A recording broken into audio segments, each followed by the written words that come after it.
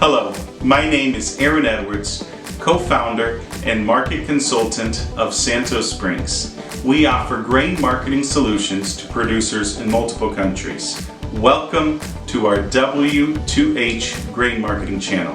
Go ahead and hit the subscribe button. I also recommend tapping the bell so you get future notifications. And if you like what you see, hit the like and share this video with other farmers who care deeply about their grain marketing. If you are a corn or soybean farmer, your revenue depends not only on your production, but also the answer to three simple questions: when, how much, and how you sell. One W, when, two H's, how and how much. Our W2H mentorship provides a clear, concise, and custom approach to answering each one of these three questions for your specific farm throughout the year. Before we start this week's content, it's always important to remember that trading in futures products entails significant risk of loss, which must be understood prior to trading and may not be appropriate for all investors. This commentary and the information contained within should be considered market commentary and reflect the opinions of the author. For those of you watching this with a delay, if you are a U.S. corn or soybean farmer and want to stop being held hostage by market uncertainty, let us teach you how to place each one of your bushels in a grain marketing strategy specifically designed to optimize your farm's revenue. Click on the link and we'll work together to see if our W2H mentorship is the right next step for your grain marketing. Hello and welcome to this week's report. Thankfully, we're still having high prices after markets were closed on Martin Luther King Jr., Trump's inauguration, big day yesterday. Big day for the Buckeyes as well, but as a Purdue grad, that's not my favorite. Let's start off with the recommendations. Let's start off with what we're seeing here. So the first thing we want to do is we want to establish a hedge for 10%, an additional 10% of quarter one corn bushels by selling March 25 corn. And we are also going to establish a hedge for 10% of quarter two corn bushels by selling July 25. I usually, even if I think it was 2 weeks ago, I answered a question. I usually like to keep it simple at this point in time and just make the cash sale. But there's two reasons why I'm recommending doing a hedge on the board instead of a simple cash sale or an HTA. The first reason is because basis, as we've seen corn rally, basis has come off, and I'll get into this in more detail, show you images. The second reason is because with an HTA, you lose a little bit of leverage on selling at your delivery point. I want you to be able to sell wherever you want to get the best basis if we have that basis opportunity. I also think, depending on how trade goes, we might want to actually exit these hedges before we sell the cash grain. If it runs up, you get a hedge on, falls down 20, 30 cents, maybe we'll just say, I'm okay with being a little bit less priced on this and just putting some of this in my pocket. So we're early enough and we have been aggressive enough on sales that I want to kind of lock in the price, but have the opportunity to kind of backstep on that decision. That's why we're doing the hedges. Also want to show a picture. It's finally harvest, right? In Brazil, picture from harvest getting started. This particular image that you're seeing, there was some yield loss late in the season due to dry weather. But they got some rains over, I guess it would have been, last weekend. So they got some rains, and it's not as much yield loss as they expected, but there is some yield loss, and they're just happy to be harvesting like most cases. So now we go into the nitty gritty of the recommendations. And honestly, there's just a couple of charts that I want to show you, because most of the story this week is kind of speculators buying corn in Chicago. That's kind of the big news. So I just wanted to show the price action from Chicago. Let me get the image pulled up here. Oh, I guess before we do that, let's just go over this. It might be one of the last weeks that we go over this chart here with how the development of the crop is going, the soybean crop in Brazil. We're coming to an end on that, and I'll tell you why. The first reason is this little, let me make sure it is the blue. Yeah, this little blue sliver here, that's harvested. So as soon as we start getting that harvested number go up, we're going to start looking at another chart, and actually a couple other ones. We'll look at percentage harvested, which we could see here, but we'll also start looking at their double crop corn planting, and that'll be a major item that we'll be looking at. So are they able to plant their double crop corn on time? Part of the bearishness of corn was, wow, they planted their beans so early and so well, they're guaranteed to have a good corn crop.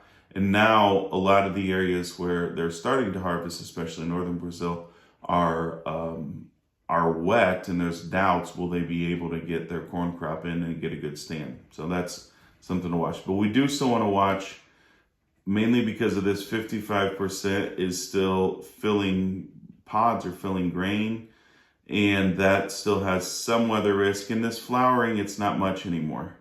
That's where we get some yield loss potential, and that's coming to an end. So it's not like Brazil's crop is out of the woods. It's also planted. The planting window is a lot wider in Brazil from north to south. So it's in the US, kind of all of the weather events happen very close in time to the other and the development of the crop. Brazil's soybeans is a lot more gradual.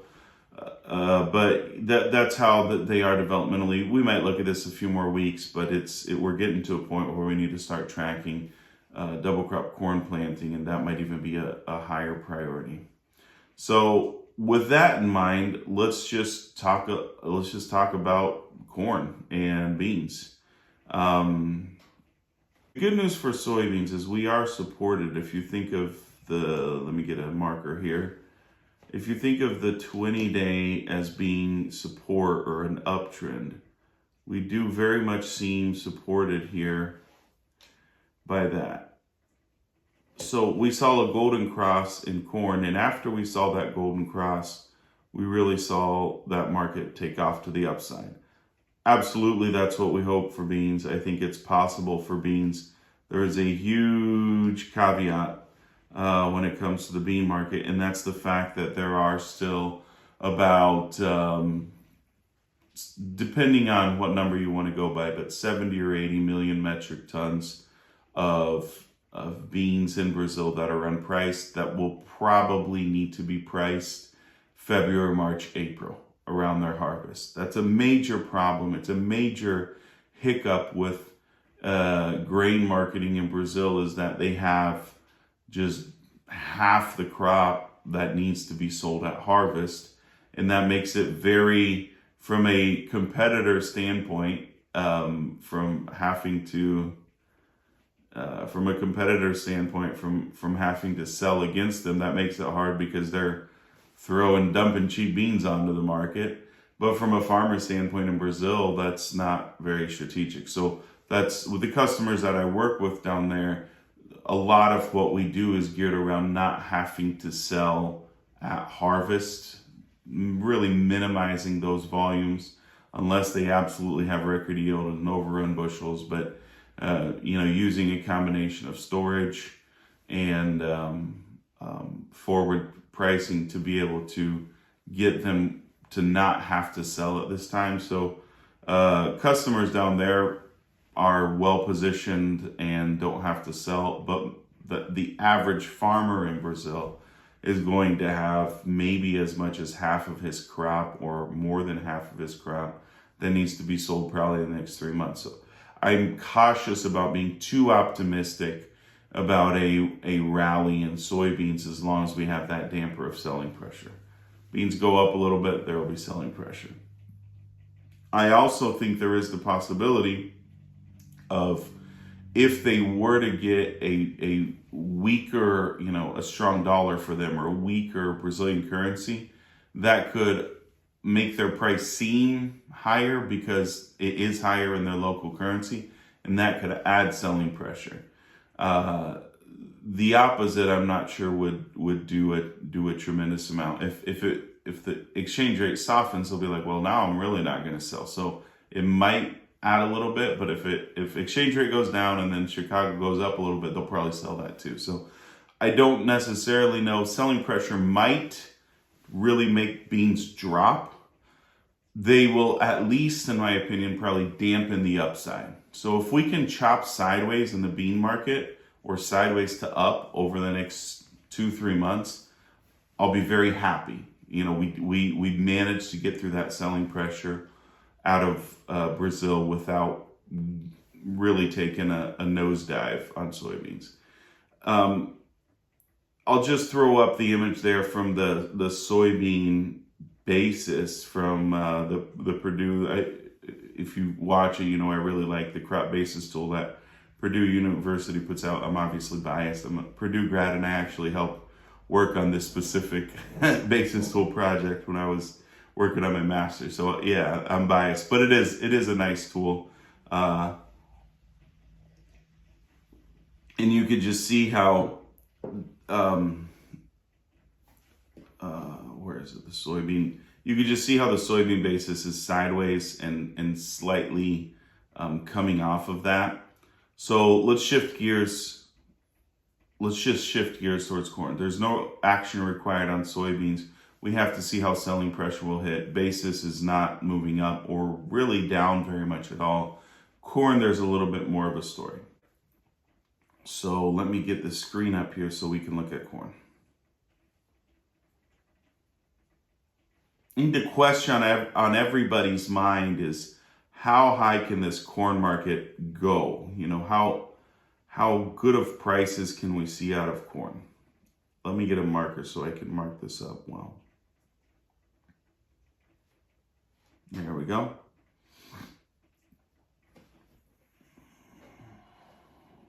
All right. And let me pull this down here. There we go. All right. How high can it go? We had this Golden Cross. That was really good news. Technically, that's very friendly. And sure enough, after we had the Golden Cross, corn has really given us something to get excited about. That's good news. Caveat to that, we just now saw beans aren't really tracking. Personally, I think this $5 mark is going to be fairly big psychological resistance. It also coincides with this level of resistance and selling pressure that we had in the past. I might be wrong on this, but I've been recommending selling this rally, and I think a lot of farmers have sold it. And right around this price level, I'm guessing we will continue to have pretty significant selling pressure from farmers in the U.S. And if you'd say, no, these funds were wrong and this market was wrong, we're just now getting our rally, I do think it's important. I'll even change the color here. Here, funds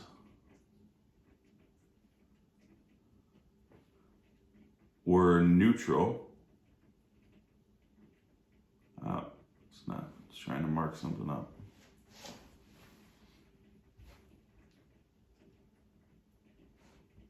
Neutral here. In here, where we are now, they are bought.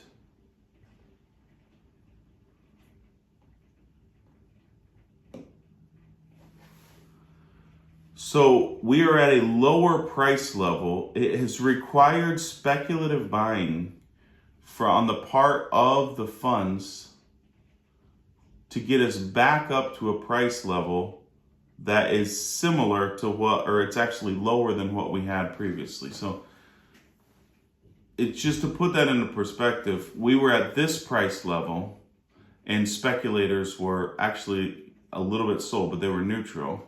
And then they sold really hard and now they're actually long and we're only at this price.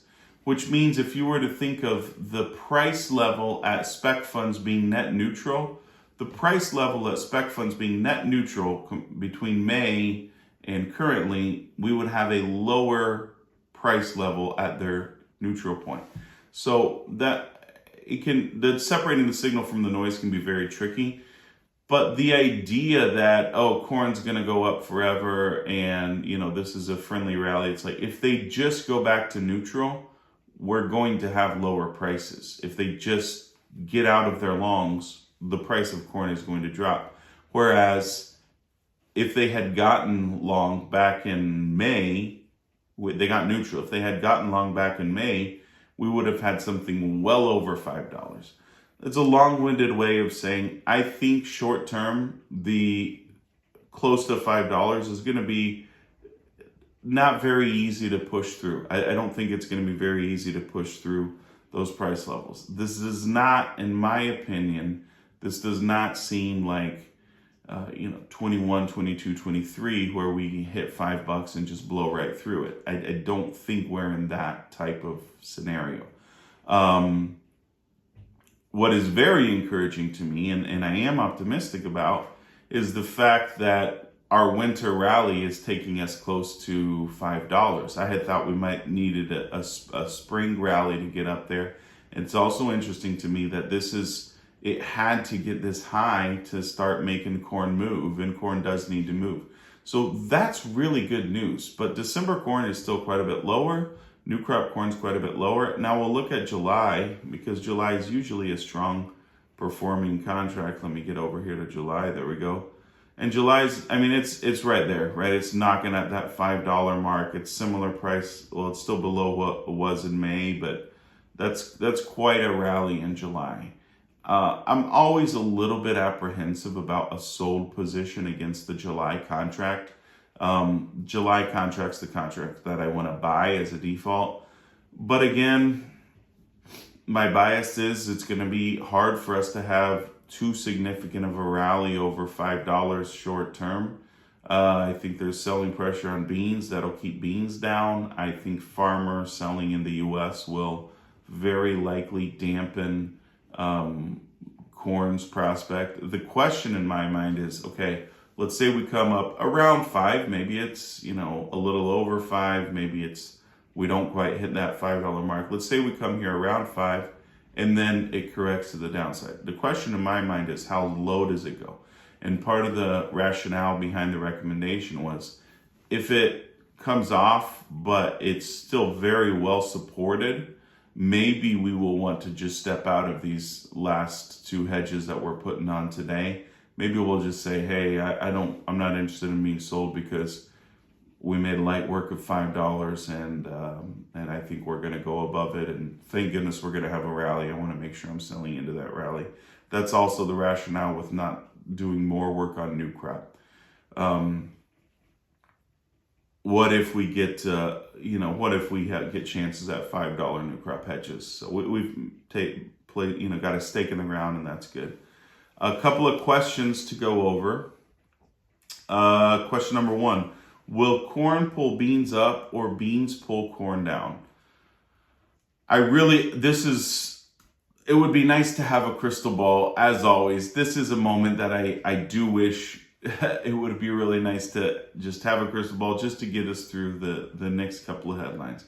There are some things that I think should be on our radar. So I'll talk about corn and beans, okay? Beans, I think the overarching story that's going to be very hard to overcome is the amount of farmers selling out of Brazil. I think that's the main narrative. Corn, we have speculators excited about buying corn. That's good news. We have geopolitical tension, which is friendly corn or beans, that could easily creep in. We don't know what it's going to be like from a geopolitical standpoint as we move forward. So geopolitical tension tends to be good for grain prices. We also have depending on how it plays out, but everything I've read is if it will be very hard if we do implement trade restrictions to the degree that Trump has mentioned. It will be hard for us to not have inflation kind of knocking at our door. And to the extent that that's true, inflation also tends to be good for grain prices. So there's definitely narratives that could be friendly for grain prices, but close to $5, I think we're going to bump into farmer selling, the winter selling out of farmers, and with soybeans pressured from sales in South America. And then in just a few weeks, Battle for Acres is going to be front and center. That's usually a March story, but I think everybody is aware that that ratio is off.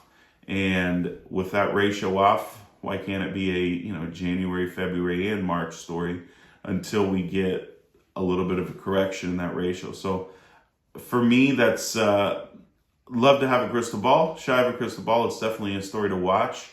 But the answer, in my opinion, is let's just take the opportunities 1 week at a time.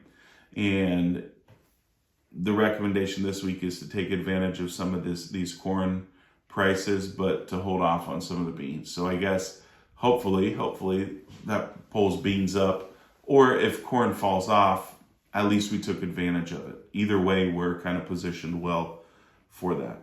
This is a good one. Is it dry or is it wet in Brazil after all? If you were to kind of get there's the northern, central northern production region, and then there's the southern region.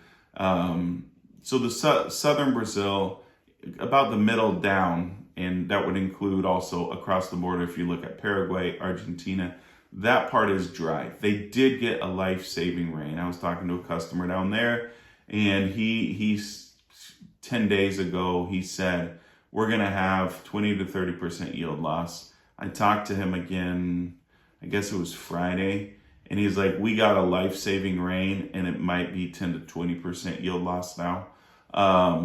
So they got some rains that helped. The picture that I showed at the beginning is not too far from Paraguay. It's in the state of Paraná in Brazil. And similar story, but not quite as dramatic of loss. They were expecting not that substantial of losses. Now, talking to farmers up north in Mato Grosso, they said their crop was great. Right when they needed to harvest, rains turned on for 10 days. They couldn't get in the field, and there may be as much of a quarter of the crop, not of their entire crop, but of what they were harvesting early, of their early beans, that was under that, just the rain downpours right at they should have been harvesting. He thought they had quality issues on maybe as much of a quarter of those early beans that were affected by rain. So harvest is starting. Mato Grosso's leading the way, but there's other states. In all the northern regions, the complaint is there's way too much rain.